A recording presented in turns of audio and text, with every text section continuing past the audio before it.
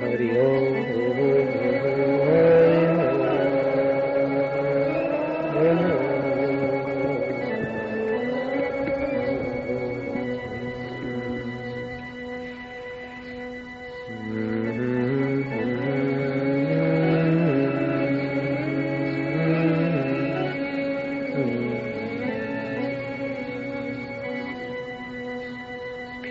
फिरत प्रभु आइयो, फिरत फिरत प्रभु आइयो, परियो तव शरणाय, परियो तव शरणाय। नानक की प्रभु बेनती, नानक की प्रभु बेनती, अपनी भक्ति लाए, अपनी भक्ति लाए। हरि ओम।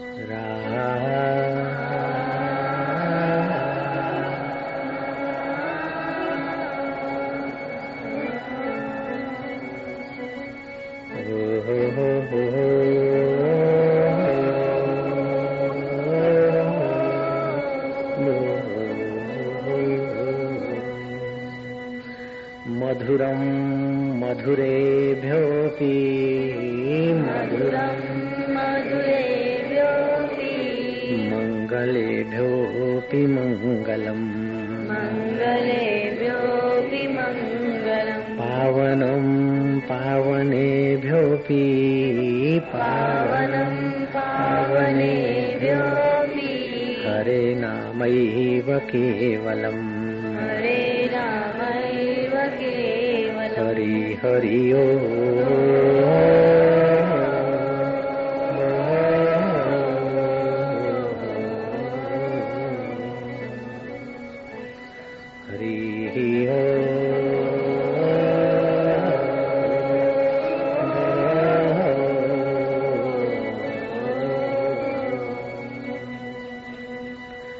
निश्वासे नहीं विश्वास, निश्वासे नहीं विश्वास, कदा रुद्धोर्भविष्यसि, कदा रुद्धो भविष्यसि। कीर्तनीयं मतो बाल्यात्, कीर्तनीयं मतो बाल्यात्, हरे नामैव केवलम्, हरे नामैव केवलम्।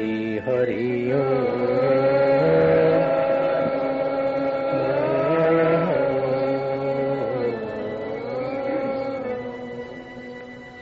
हरि ओम।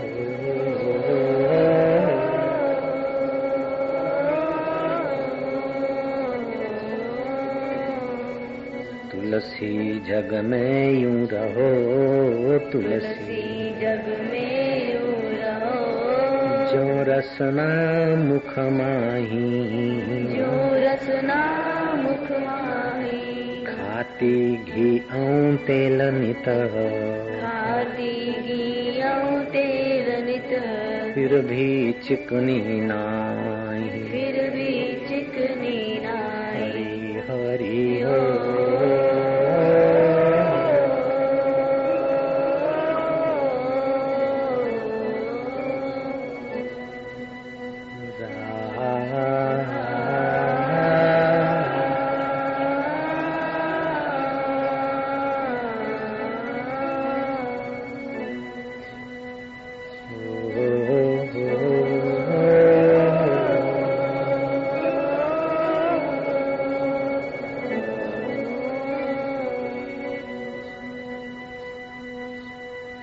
फिर से गोता मारो परमात्मा में, रुचि पैदा कर लो ना।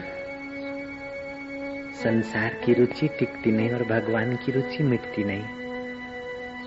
कितना भी मधुर स्वादु भोजन हो, नहीं मिला तब तक रुचि, खाया थोड़ा, ज्यों ज्यों खाते गए त्यों त्यों रुचि कम होती जाएगी। पेट भर गया तो रुचि टूट जाएगी, ज्यादा खाया तो अरुचि हो जाएगी।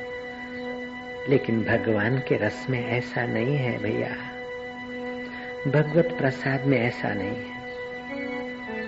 भगवत प्रसाद की रुचि बढ़े, दिन दिन होत सुरंग, साहेब है मेरो रंगरेज, चुनरी मोरी रंग डारी, कबीर ने कहा। धोए से छूटे नहीं, दिन दिन होत सुरंग। संसारी कपड़ा जो जो धोते हो तो रंग उड़ता है, लेकिन हृदय को जब भगवत रंग लग गया तो दिन दिन और लगता जाता है। प्रहलाद को देखो, मीरा को, शबरी को या एकनाथ को, किसी भी अभक्त को देखो, थोड़ा सा भक्ति का रंग लगा, फिर लगते लगते लगते वो परम भक्त हो जाते।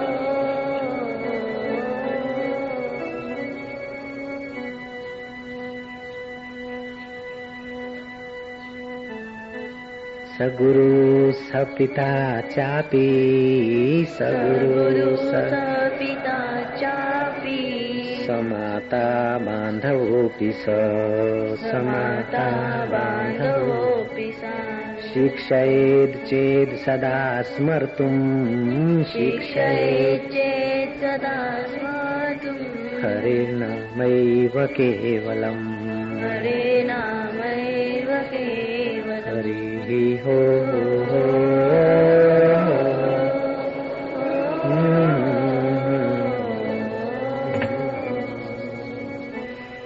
हरि हरि हो।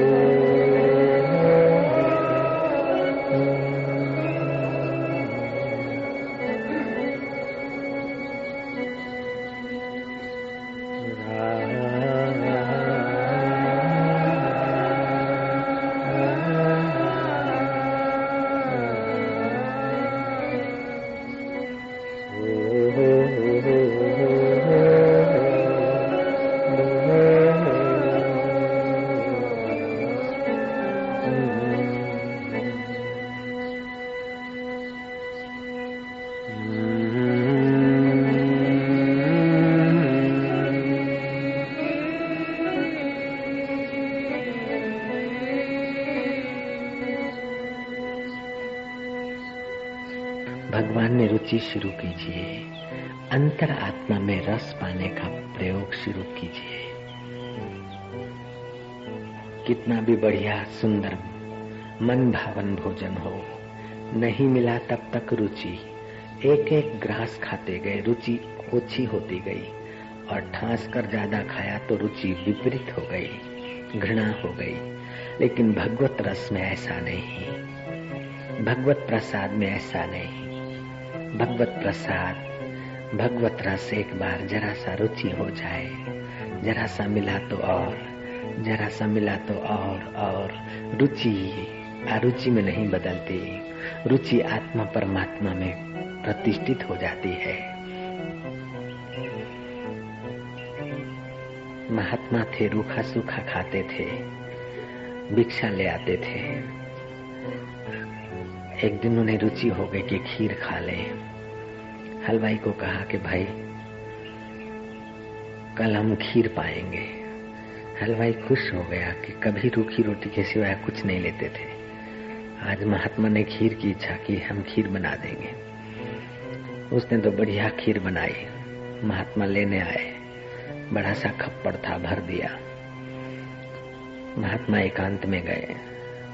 खीर की रुचि, अरे रुचि, अरे प्रीति, तू खीर में फंसी है, परमात्मा में आना था तुझे, ले खा। महात्मा ने ठास ठास के खीर खाई, रुचि टूटी और घूंट भरा, गला भराया और घूंट भरा, वमन हो गया, खप्पड़ में कर दिया, फिर उसी को पी लिया धड़ाके से। जो बची कुची थी खीर बाहर आ गई। फिर कभी खीर की रुचि नहीं हुई। जगत का ऐसा कोई भोग नहीं जो भोक्ता को थकाए नहीं, अरुचि न करे, ग्लानि या घृणा न करा दे। लेकिन भगवत भक्ति का भोग भगवत प्रसाद का भोग, भगवत ध्यान का भोग भोक्ता को भगवान से मिला देता है। भगवान को दुलार करिए, भगवान को प्यार करिए, भगवान के भाव का ही प्रसाद पाइए। मारा वालुड़ा, अपनी रुचि भगवान में लगाइए। एक बार भगवान में थोड़ी रुचि लग गई, बस रुचि बढ़ती बढ़ती बढ़ती बढ़ती वो वृत्ति भगवताकार हो जाएगी। हे मारा प्रभु तारो जय हो।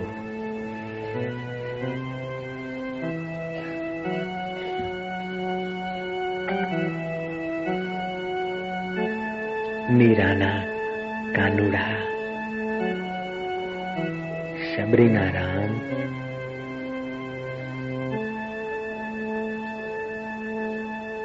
अंतरना राम तारो जय हो। उत्साह, सफलता, उन्नति और लोगों में मान मिले, उस समय जो बुद्धि बनी रहती, ऐसी बुद्धि बनी रहे तो समझो उत्साह बना रहा।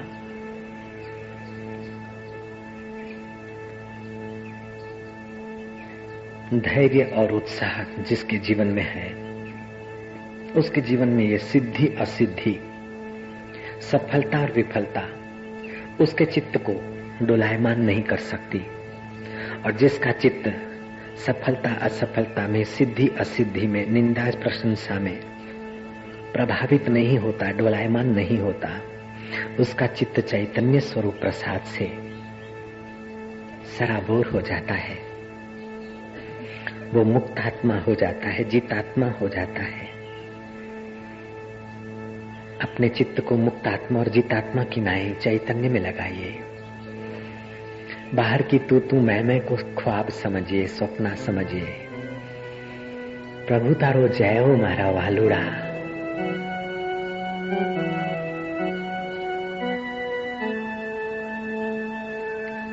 हृदय कमल को विकसित करिए। તમારા હૈયાને હેતથી ભરાઈ જવા દો, ભગવત ભક્તિની રુચિ જાગવા દો।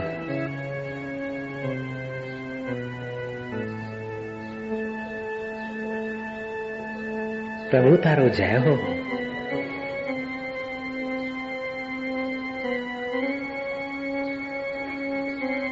હૈયું હેતથી ભરાઈ જવા દો। મીરાના કાનુડા,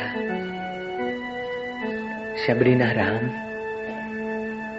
योगियों आत्मदेव,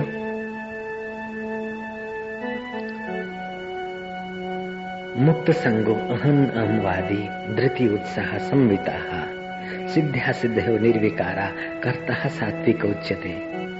ए सात्विक कर्ता होना, चैतन्य स्वरूप आत्मदेव तारो जय हो।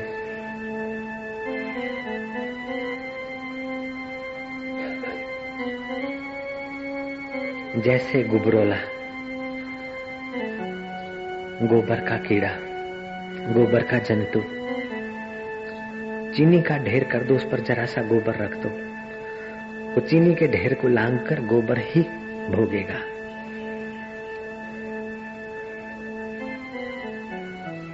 और गोबर का ढगला करो और उसके ऊपर चीनी रख दो, गोबर को लांग कर कीड़ी चीनी खा लेगी, कीड़ी चीनी का माधुर्य भोगेगी। और गुबरोला तो वही गोबर भोगेगा। ऐसे तुम्हारी वृत्ति चींटी की नाई सूक्ष्म बना दो, भगवान के माधुर्य का सुख लेने दो उसे। गुबरोले जैसा संसार का विकारी सुख ले लेके तो लोग दुखी हो गए, पीड़ित हो गए। संसार की वस्तुओं का ठीक उपयोग करो, संयम से स्वास्थ्य का ख्याल करके खाओ। मजा लेने के लिए न खाओ, मजा अंतरात्मा का लो। ऊंडी शांति, आत्मिक शांति, परमेश्वरी शांति।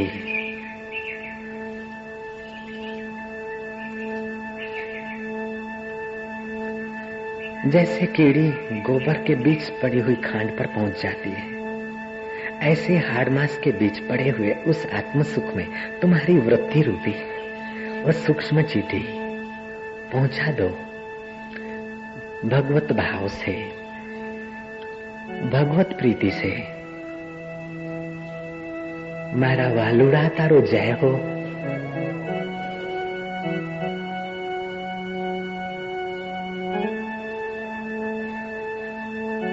उसे दुल्हार करो ना। दुनिया का बहुत कुछ देखा, जिससे देखा जाता है उसमें डूब। बहुत कुछ सुना, जिससे सुना जाता है उस परमात्मा में प्रवेश कर।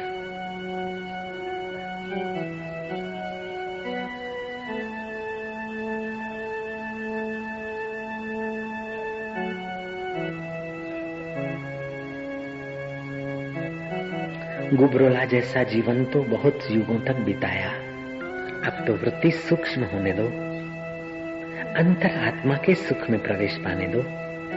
गोबर के बीच पड़ा हुआ मिस्री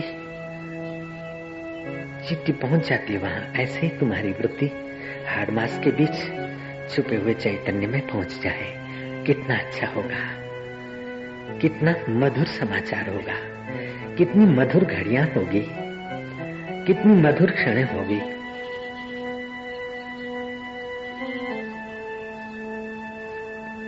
महाभारत में आता है मूढ़ का लक्षण क्या है। वो पुराने दुख को याद करके रोए, पुराने सुख को याद करके रोए, दिन में 100 बार रोए, ये मूढ़ के लक्षण है। और बुद्धिमान के लक्षण, वो 100 बार आत्म सुख का चिंतन करके विश्रांति पाता है। चित्त की विश्रांति प्रसाद की जननी है, सामर्थ्य की जननी है। तुम जितने शांत होते जाओगे उतना ही आत्म प्रसाद तुम्हारे चित्त में बढ़ता जाएगा। तुम जितने भगवत भक्ति में शांत होते जाओगे उतना ही तुम्हारा मानसिक और बौद्धिक सामर्थ्य बढ़ेगा। प्रकृति के 3 गुण मानसिक जीवन और बौद्धिक क्षमताओं को खूब प्रभावित करता है।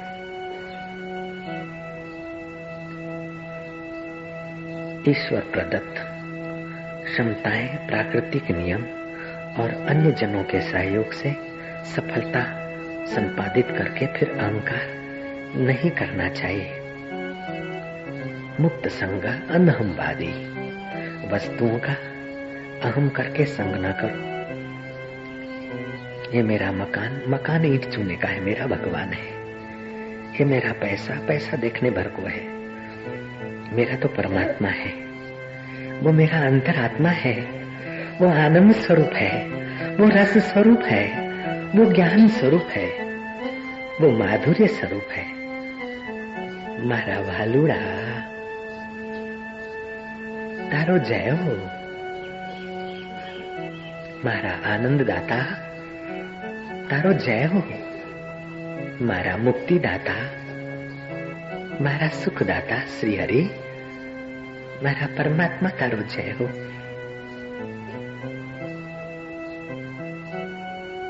जैसे चिकित्सालय की परिचारिका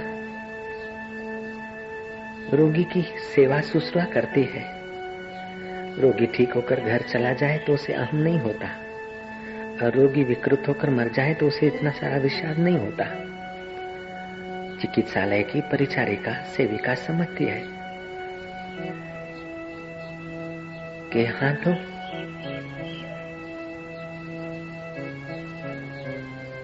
जीवन और मृत्यु, निरोगता और सरोगता, यही तो यहाँ होता है। कोई रोगी मर जाते हैं तो उसे इतना विषाद नहीं होता, और कोई निरोग होकर घर पहुंच जाते तो अहंकार नहीं होता।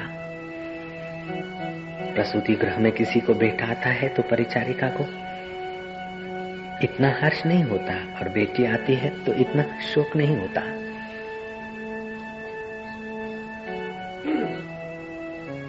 परिचारिका अपना कर्तव्य कर्म करती है, ऐसे ही तुम भी अपना कर्तव्य कर्म करो। वाहवाह मिल जाए तो अहंकार नहीं, निंदा का तूफान उठे तो भय और चिंता नहीं, सफलता मिले तो आसक्ति नहीं, विफलता मिले तो विषाद नहीं। ये संसार के तरंग है, इसी का नाम दुनिया है। मुक्त संगो अनहंवादी, धृति उत्साह संविता, सिद्धया सिद्धयो निर्विकार। सिद्धि असिद्धि में निर्विकार जो आत्मा है उसी की महत्ता बढ़ा, उसी में गोता मार। कर्ता सात्विक उच्चते थे तो सात्विक कर्ता हो जा। राजसी कर्ता का लक्षण है भोगों की वासना, कूड़ कपट, इहलोक और परलोक में मजा लेने की इच्छा। तामसी कर्ता दूसरों को सताकर, हैरान करके, दूसरों को बदनाम करके, कुछ का कुछ करके अपना अहम स्थापित करना, अपना बड़प्पन दिखाना, ये तामसी कर्ता का स्वभाव है। राजसी कर्ता का इहलोक और परलोक के सुख में फिसलने का स्वभाव है, और सात्विक कर्ता करते हुए भी अकर्ता पद आत्मा में गोता मार के अमरता की तरफ चलता है। प्रभु तेरी जय हो।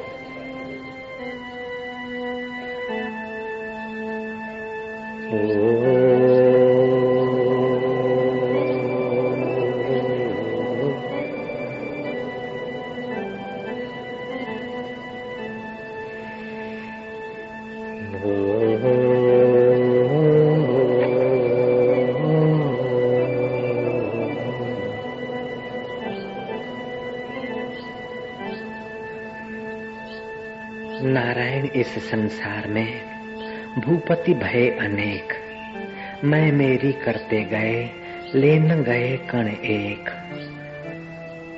अनेक भूपति आए, राजा महाराजा आए, ये मैं और ये मेरा, मेरा मेरा हमारा, लेकिन एक तिनका भी नहीं ले गए, एक कण भी नहीं ले गए, सब यहीं पड़ा रह गया।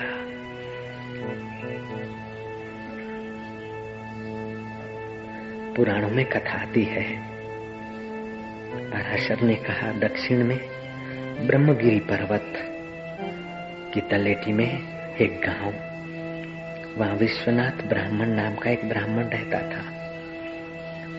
उस ब्राह्मण ने अशुद्ध अन्न और अशुद्ध संग के दोष से जीवन यापन किया होगा। उसे एक बालक प्राप्त हुआ, वो मूर्ख बालक प्राप्त हुआ। मूर्ख बालक प्राप्ति से पिता को जो दुख होता है वो कर्मों का बदला चुका देता है। उस मूर्ख बालक का नाम रखा गया अनंत। अनंत पढ़े लिखे नहीं, सूझबूझ नहीं, जड़मती वाला। पिता बहुत दुखी हुआ, दिन रात माँ और बाप उसे मेहने मारते थे। मूर्ख बालक के कारण पिता की इज्जत का कचरा हो जाता था। पराशर कहते हैं ब्रह्मगिरी पर्वत के तलेटी में विश्वनाथ ब्राह्मण का वो पुत्र अनंत, एक दिन पिता ने उसका हाथ पकड़ के डांटते हुए घर से निकाल दिया। वह अनंत भिक्षा मांगकर भटकता भटकता गरुड़ध्वज राजा के राज्य में आया। शरीर से अट्टा कट्टा था, रूप लावण्य ठीक ठाक था। गरुड़ध्वज राजा के महल के नीचे से गुजरा। महल में बैठी हुई गरुड़ध्वज राजा की कुसुम नाम की कुमारी, जिसको योग्य वर न मिलने से उम्र बढ़ी जा रही थी। गरुड़ध्वज राजा को एक बेटा था शंखवाहन और बेटी थी कुसुम। कुसुम ने उस अनंत के सुडोल शरीर को देखा। कुसुम का मन ललचा गया। अपने पिता को कहा उस युवक के साथ मेरा विवाह हो जाए। किसी युवराज के साथ न हुआ तो क्या मैं सारा जीवन ऐसे बैठूंगी। राजा ने आदमी भगाए, अनंत को बुलाया। अनंत से बातचीत किया, पूछा, देखा कि भिक्षा मांगकर जी रहा है, लेकिन है सुडोल सुंदर और बेटी की इच्छा भी है। कुसुम का विवाह कर दिया गरुड़ध्वज राजा ने उस अनंत से। कुसुम का विवाह इसलिए नहीं होता था कि कुसुम नाग विद्या जानती है, सर्प विद्या जानती है, इसलिए कोई राजकुमार उससे शादी नहीं करता था डर के मारे। अनंत ने शादी की।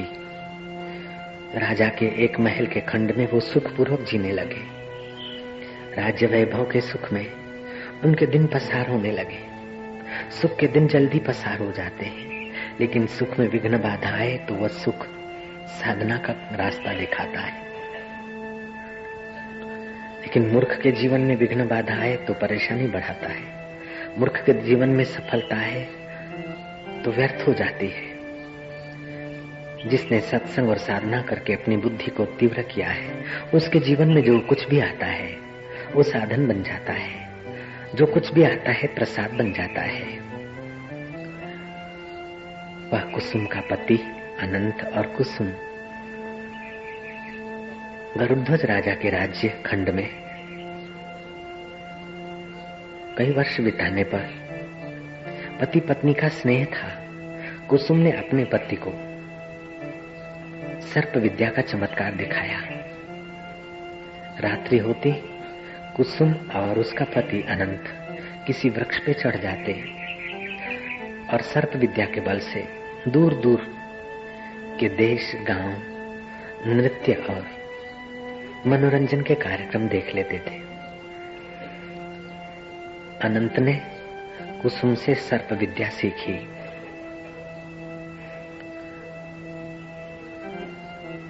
उस सर्प विद्या के बल से अनंत भी कई चमत्कार देख लेता था।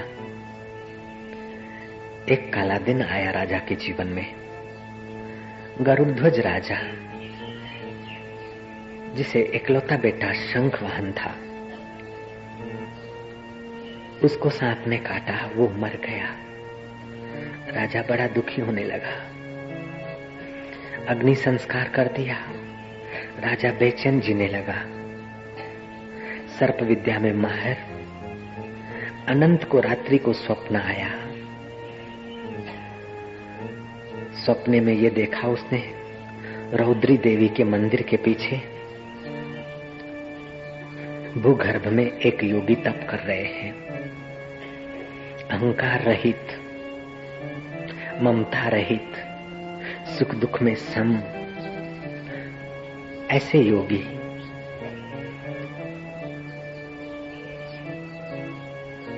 कई वर्षों से समाधिस्थ हैं।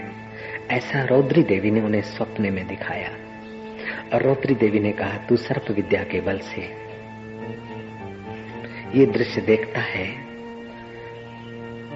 लेकिन मेरे मंदिर के पीछे जो योगी वर्षों से समाधिस्थ है